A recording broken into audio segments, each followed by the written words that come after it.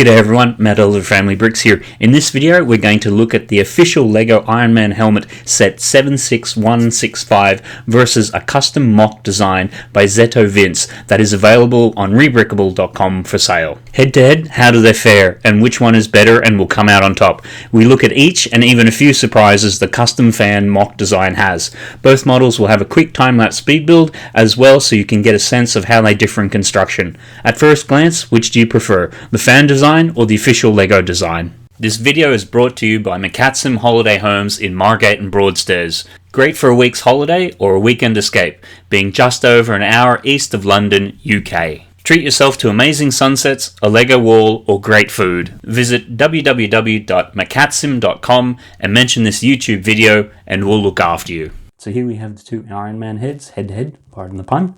So on the left here we have the fan design, which was done in about 2016, and on the right we have the official LEGO version that was done in 2020, last year. So there's about 5 years apart, or 4 years between the two of them.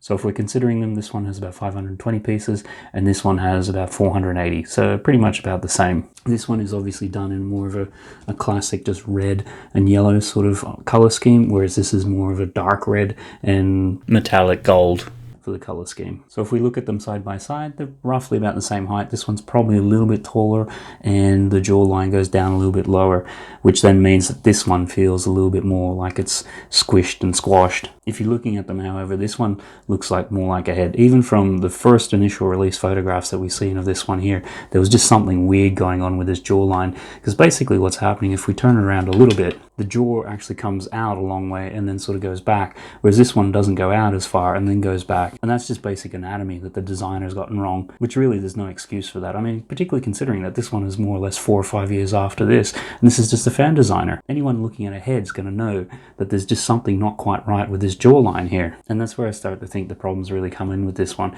is it just feels like it's rushed and it's been phoned in, whereas this one just feels like it's had more care and everything put into it. Even when you look at the side profile, this looks more like a head that you'd draw. So you'd start off with a circle there and the jawline which comes down and pops up here, whereas this one here, it feels very, very square. It's like, you know, straight down here and a little bit of a dip there for the jaw and things like that. Now the designer sort of said for this mask that they went for, they did a composite of all sort of ones, so it wasn't a specific mark whatever in the film, but at the same time it's sort of like, well, you've lost your basic head proportion, so I'm not really sure that I buy that. Even just some of the builds on it feel much nicer on the fan design one. Like the actual circle there is done more as a build for the ear, whereas over here it's more just a printed tile with a circular one. So sure, it's sort of like a printed tile, which can be nice, but it feels like, you know, it's just a shortcut, which if you didn't have this one here, you probably wouldn't even notice anything about it. The back of the head is probably where some of the obvious main differences are, in terms of this one being a bit more open, but there's a reason for that. You can actually get a bust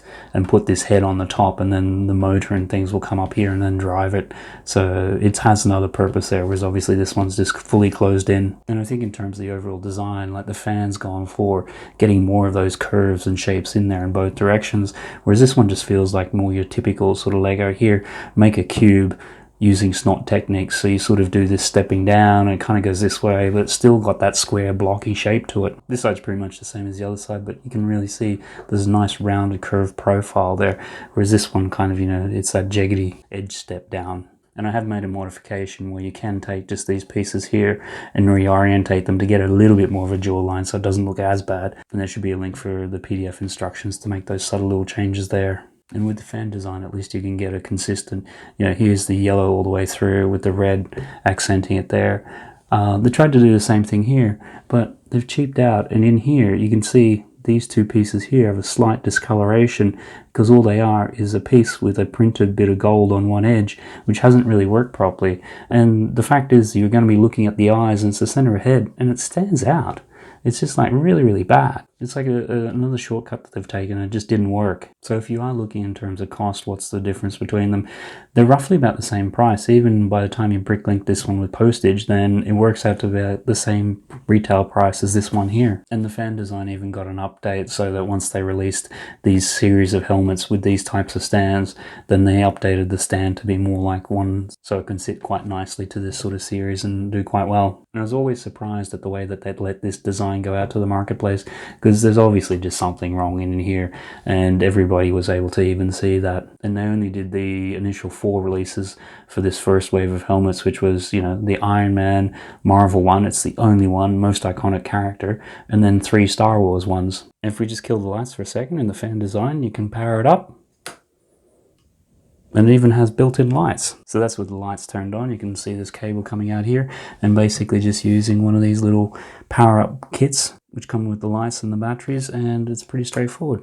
The design of this helmet has a couple of Technic pieces which allow the lights just to fit straight in, and it's pretty simple to put some lights in and power it up. And that's another reason for the back of the helmet being open, so you can easily just put those little lights in there and away you go. And it's really quite cool, and it just adds that little bit extra to the actual model. And sure, if you really want to display this, you could hide this off quite well. So yeah, the lights will add a little bit to the actual cost of it, but much the same if you want to put lights into this one. I have seen other people do it, but it's a fair mission because that is fairly solid in there to do. So my son got this one for Christmas, and it was a nice little build, but then once seeing the final product and then coming across this one online, it's like, I've got to give this a try, and I much prefer this one just because it looks more like what it's meant to. It doesn't have the issue with the drawer. Which one would I recommend? It just comes down to what you really want to be doing. If you want to be collecting the whole sort of series and get all the Marvel type ones or whatever ones they release, then obviously you're going to go more towards this. If you're interested in something which, yeah, is a nice display one, you put some lights in it quite easily, and it looks like what it's meant to, much more, then certainly go for this one. I do just find it a little disappointing that a fan design, you know, 4 or 5 years earlier can actually be better than the official product release. That just doesn't make any sense to me. Now for a quick time-lapse speed build, the head itself actually gets built in 3 parts, so, and then a 4th part for the actual base. And this part here, we're starting off some basic colors and basic layout, and this is kind of like the lower jaw and that piece, and the 3 of them then get all hooked together in quite interesting ways. So very different from the snot based technique of the official release. And seeing a bit of the earpieces there, and now doing the top of the head and the front sort of forehead. I did do a straw poll on my social media sort of saying which did people like better, the MOC design or the actual Lego design. 85% of people said they liked the fan MOC design. People did, however, make comments that they liked metallic gold of the Lego design. So if you had the Lego metallic gold on the fan design, that would probably be the sweet spot, but you don't get those colors in the metallic gold. Here we build the front part of the head, and it's interesting the way that they all connect together with hinges, and then moving on from that we'll build the stand. And it was just a little unclear in the instructions how the actual head attached to the stand. You basically have 2 clip pieces going either side of a plate in the end. Now onto a time-lapse speed build of the actual Lego Iron Man helmet, and you can see it's much more built around a square and being that more blocky sort of shape. So building up the base of the jaw there, some nice arches in which you're going to inset these earpieces, and being Lego you can see the nice colourful ways to make sure that when you're reading the instructions it's all clear. And then you go through and you build up a lot of those plates for the circular parts for the top of the head and the sides. Now building up the stand, immediately it's easier to put the head onto the stand. It just sits more in place, and going through and building up the front of the face there, which will literally sit on there, and going through and building up more of the face before going in and building out the side wing cheek pieces.